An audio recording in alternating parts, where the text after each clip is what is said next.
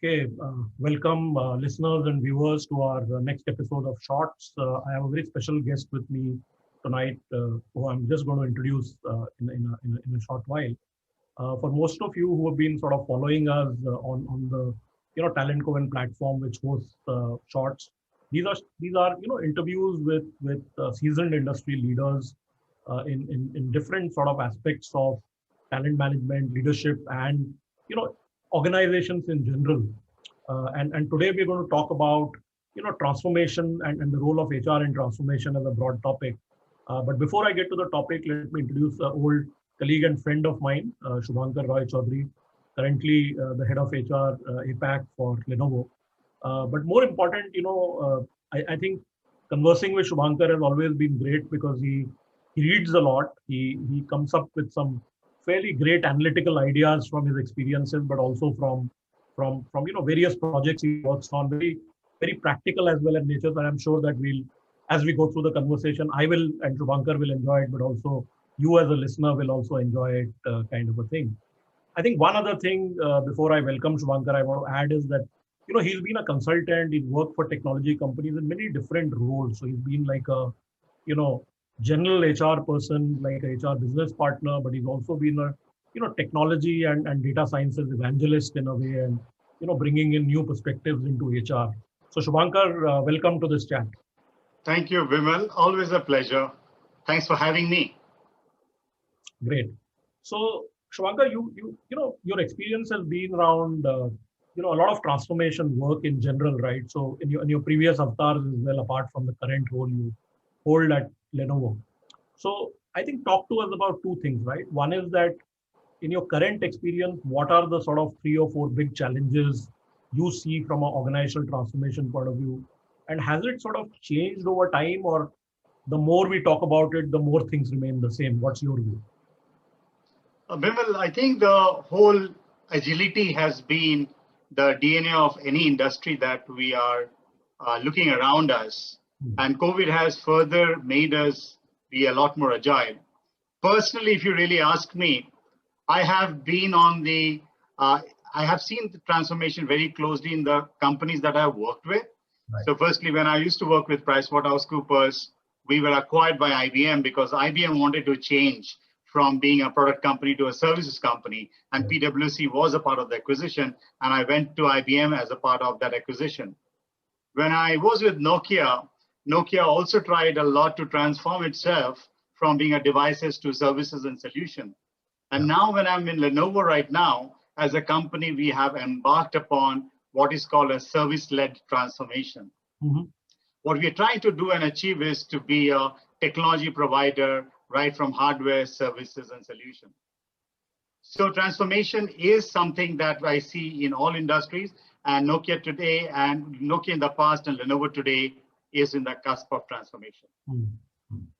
The HR's role, or our role in transformation, is extremely important. I have coined this 4 C's that I think as the levers of transformation for us. Right. One is around capability. How do we transform capability?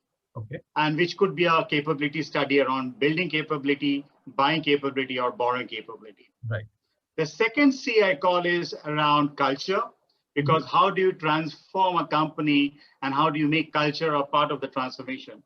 Here we talk about rewards, recognition, communication, and many other things that go along the way. Mm-hmm. The third C is about how do you create capacity. So It is not just enough to talk about it, but put the right resources in the right place. Mm-hmm. And that's where we can give the lots of focus and weight to the transformation. Right. And finally, the last C I call is compensation. Mm-hmm. How do you align the compensation to the, what we're trying to achieve and drive the right behavior? Right. So I think this being something that has worked well. We have not made all the changes, but transformation is always a journey. Right. Yeah. So Shubhankar, if I delve a little bit into those 4 C's, and as you said, this is a model in a way you are practicing now and evolving. So has this model been, constant in your mind, and with that kind of a clarity over the many experiences in other companies, or is it something you are sort of in a way, now practicing, if I may call it? Is it more modern, and has something changed, or this has pretty much remained constant, these 4 C's? Thanks for asking me because, again, as I said, if I looked at my previous companies I've worked, I think culture is a very, very important part of the process of organizations transforming. And the role of leadership, specifically in driving the culture, becomes paramount. So I would say yes, in many ways, I have learned through the experiences. My thoughts have got sharper and clearer, which is and where and which part of the liver we can put our more weight on and less weight on. But fundamentally, I think the framework does not change depending on the industry, the company, and the maturity in which the organization is. We can play around with some of these levers. Right, right. And Shubhankar, when you look at these 4 C's, and I want to go a little bit deeper into each of these 4 a little bit. So particularly specifically, a lot of HR practitioners often struggle with the difference or the similarity between capability and capacity. Okay. So I'd like you to talk a little bit more about that how do you look at it, or how does Lenovo look at it how do you differentiate or see similarities, and how do you integrate both of them together?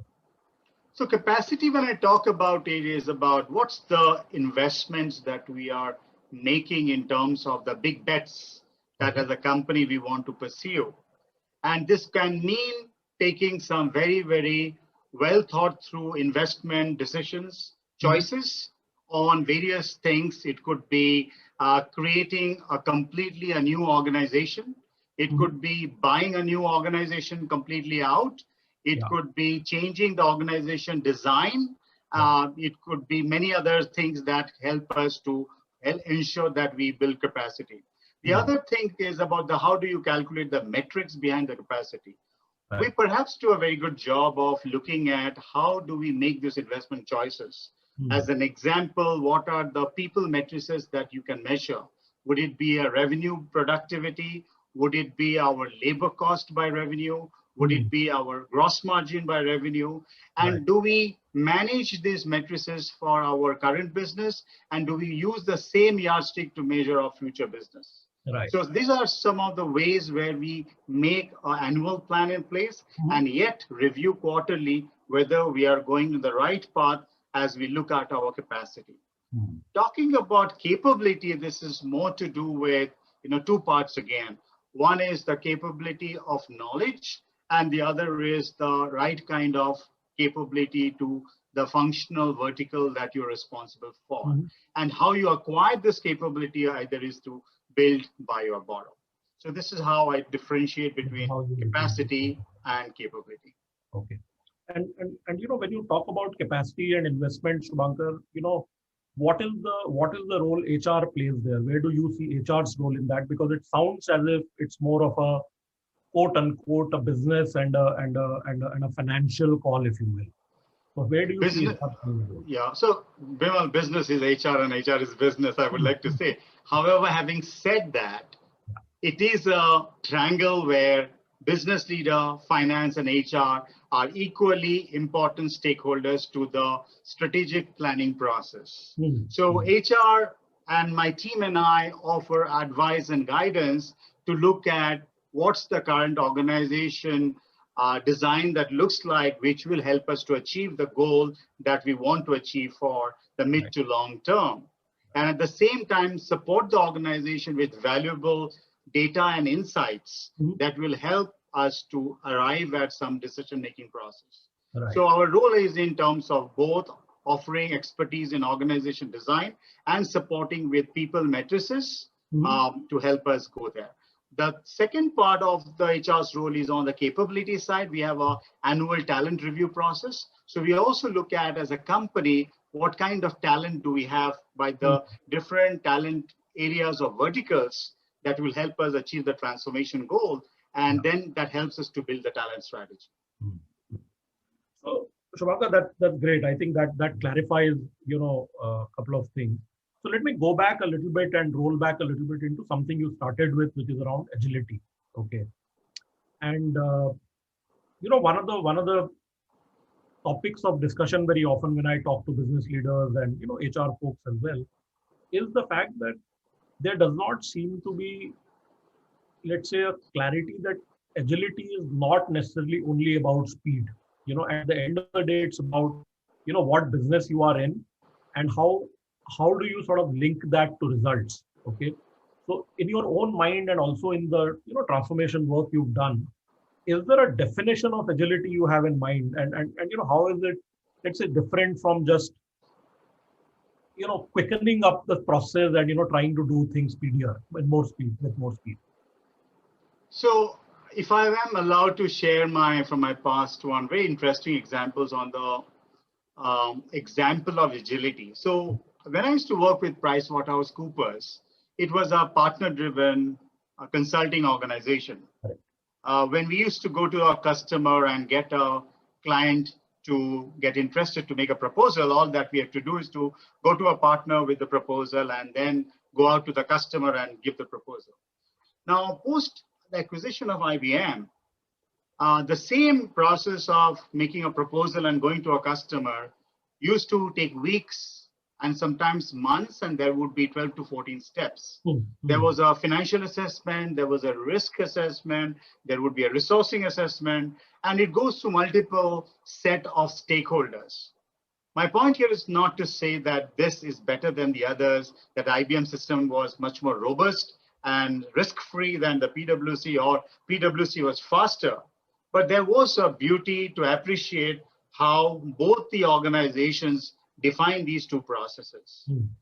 Now, as a employee and sometimes the customer, it may seem that IBM in this case was less agile than PwC, because it was a publicly listed company. It was responsible for the shareholders. PwC was not. So agility has to be in a context. That is my first point, is what I want to say, that it means different things for different organizations depending on the ecosystem and the industry they operate in. Now, in the technology space, I think agility becomes even more crucial because we are not only living from weeks, but sometimes technology evolution happens in days, as an example, and suddenly what the generation of your products and solutions might become obsolete. So Lenovo has 4 values, and these values are teamwork, customer centricity, innovation, and entrepreneurship. Now, 2 of these values out of the 4 has really helped us to be very agile, which is how do you have an entrepreneurial mindset? And the second is how can you keep innovating? Okay. Give an example, one of the examples is during the COVID, there were many challenges that customers have faced. And as a company, we have responded to those challenges with unique IT solutions where there has been no cookbook. This is a great example of agility where you identify a customer problem and you try to quickly put a team together, build a solution, and offer what would help us be successful in the marketplace. So I think the values of agility is very important to drive the organizations becoming more agile. Yeah. But Shubhankar, if I may comment, what it almost sounds like to me that while agility is an outcome and it will be contextual depending on what company and business you are in, and very contextual, but the underlying values, like you talked about innovation and entrepreneurship, in a way they must lead to values. So while you don't talk about agility as a value by itself, but you talk about agility almost as an outcome for the customer or whatever business you are in, but the underlying values are sort of in a way the building blocks of reaching there. And some other company may have another set of values, but ultimately they may still need to reach there using that set of values, whatever those are. And of course, there would be some universal values potentially, depending on the industry you are in, and where I agree. Yeah, I agree. And if I can build on that, Bimal, is that how do we assess how we are doing on agility is also important. Yes. So while there are multiple dipstick surveys we do, we also do an annual survey where there are various factors to assess, and agility is one of the factors that help us to understand what are the issues around agility. Yeah. And if we have an opportunity to improve, we go back and see. And some of the ways where we have done this, as an example, how do you empower? How do you reduce delegation of authority? How do you look at a process and evaluate whether it is redundant or it is adding value to us? So there are some very concrete specific measures that are needed, because agility doesn't happen by chance. Hmm. Hmm. Hmm.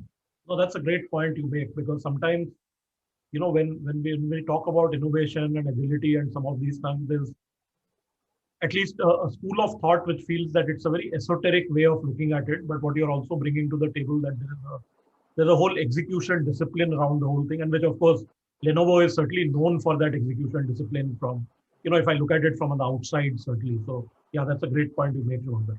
So let me ask you, a related sort of, and you mentioned it from a capability point of view around the talent review process, right? So I think it'll be good to understand from you, Shubhankar, that how are you seeing the talent review process sort of evolving over the years, and not just necessarily in Lenovo, but in your previous experience? And is there something specific you do today which is much more contemporary or more relevant to the modern times, which you were either not doing earlier, or something which you've stopped doing because it doesn't, sort of have the relevance anymore? Couple of things, Bimal. Yes, absolutely. You're right that the way the world is changing around us, it also needs to us to be relooking at how do we evaluate talent, how do we develop talent, and how do we also definitely engage talent. Right. Now, definitely historically, there has been most organizations who have an annual talent review process, but now that has become a lot more frequent. That's number one. Secondly, what you assess is also becoming more and more different. As an example, dealing with ambiguity, being able to work cross-culturally, influencing without authority. I think these are much higher need rather than a functional knowledge or a domain expertise. The role of these, in today's world. So the what we assess becomes changing. The third is actually who is assessing. So earlier it used to be a very top-down approach, but now we have got constant feedback mechanism coming from multiple touch points and from multiple stakeholders, both internally and outside the organization. So how do you really put all the information together to look at a holistic view of how somebody is being assessed? Right. And I think these are the three large trends, I would say, how talent review and talent assessment is changing. Right. And if I go back, Shubhankar, to the overall theme of sort of, transformation of organizations, and, come back and talk about, everybody is now talking about the new normal, and, how the world has changed, in a way post COVID-19, and, how it is changing in a way. And of course, there are still more questions than answers, if you ask me personally, but, but companies are moving in a particular direction. So given the transformation agenda currently you are driving, and the 4Cs you talked about, and the new normal, where do you see sort of the interface or the interplay or alignment there, that how you building that in? So these are quite complementary themes that we are working on, and I say complementary because in a way what we practice is what we also preach. So let me share an example. We are in the business of office automation. We are in the business of digitization. We are in the business of remote IT security. We are business of deploying technology to organizations.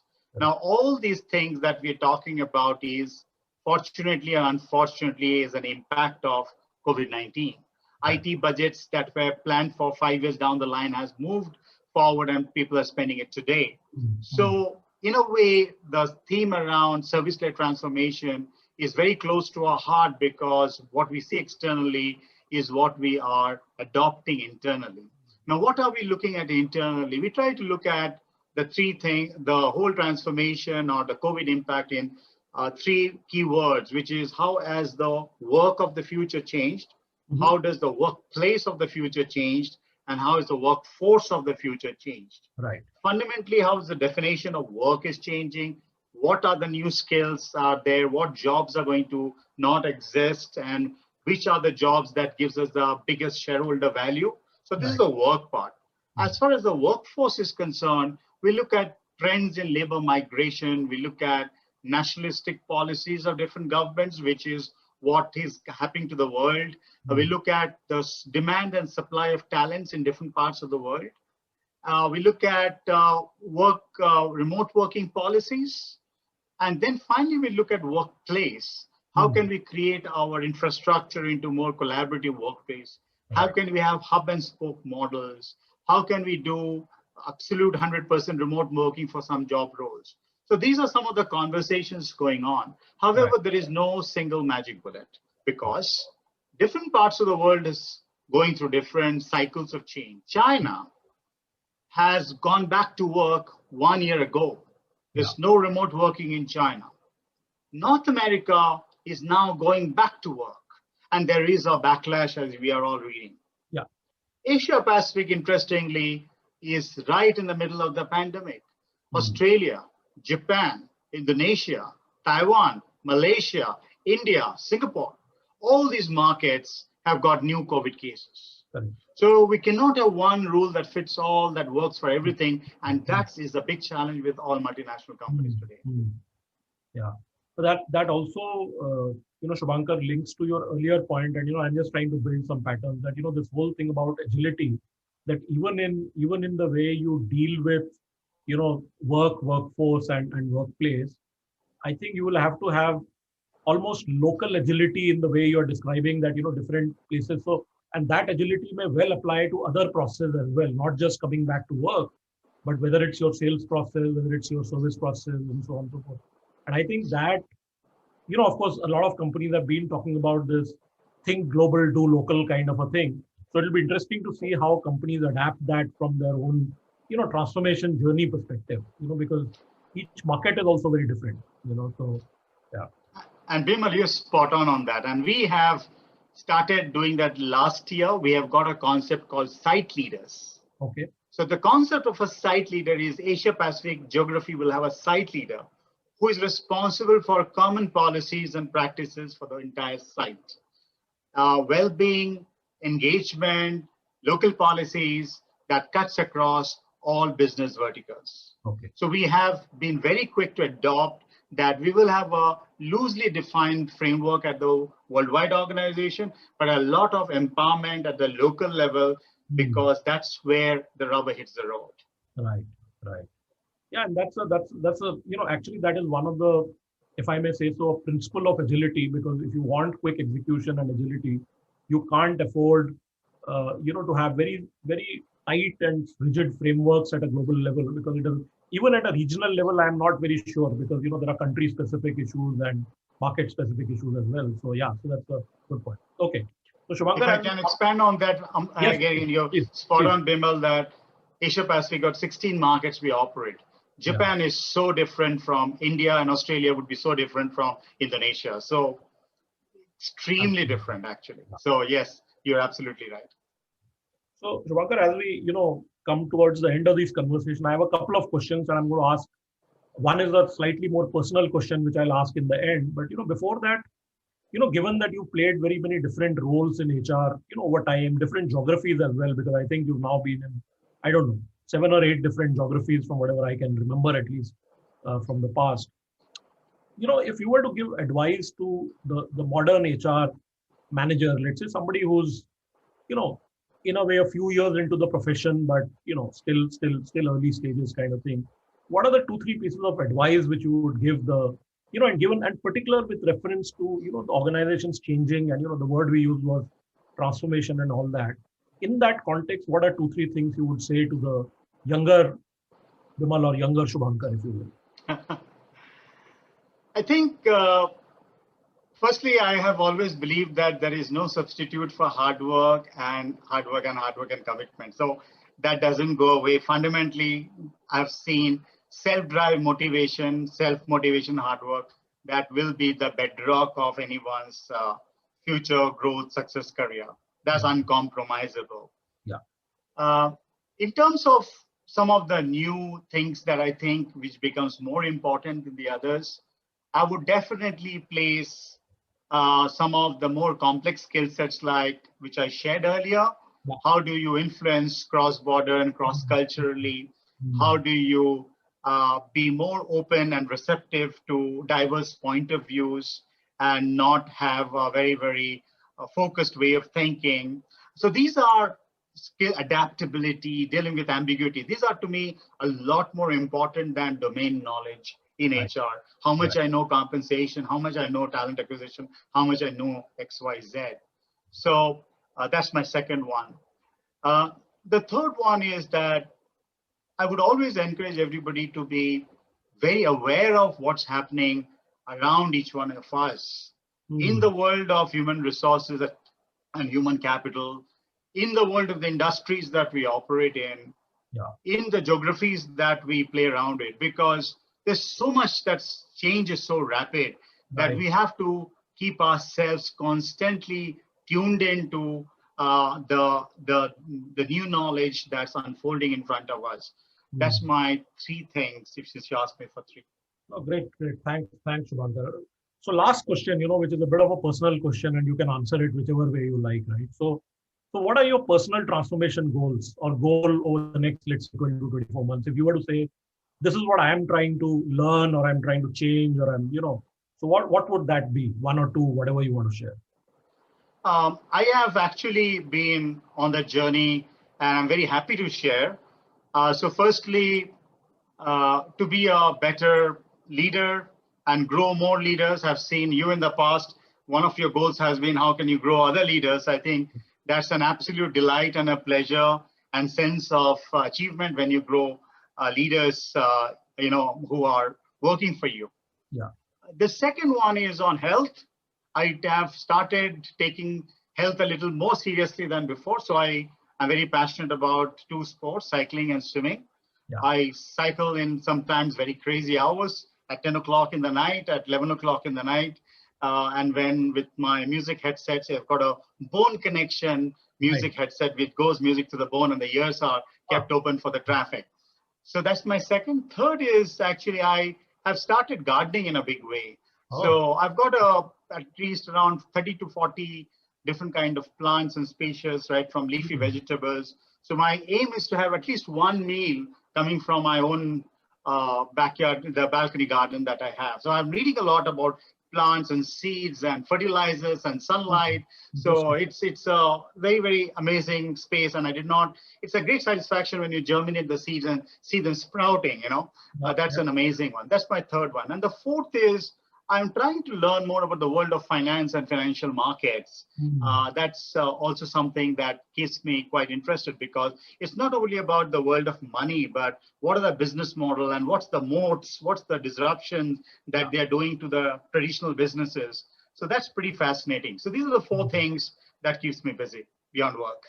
So Shubhankar, thanks for sharing that and being and I can see you're very passionate about it. And that's a very eclectic mix of four things, which I can see. So that's good. But thanks for talking to me and taking out time. It's been a real pleasure as usual, talking to you and, picking your brains on one area. I'm sure we can continue this conversation for hours together.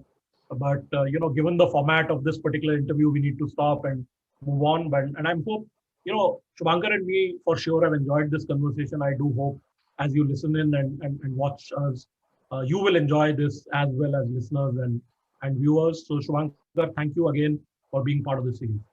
Thank you, Bimal. My pleasure. Always a pleasure talking to you. Thank you. Have a good day. Bye-bye.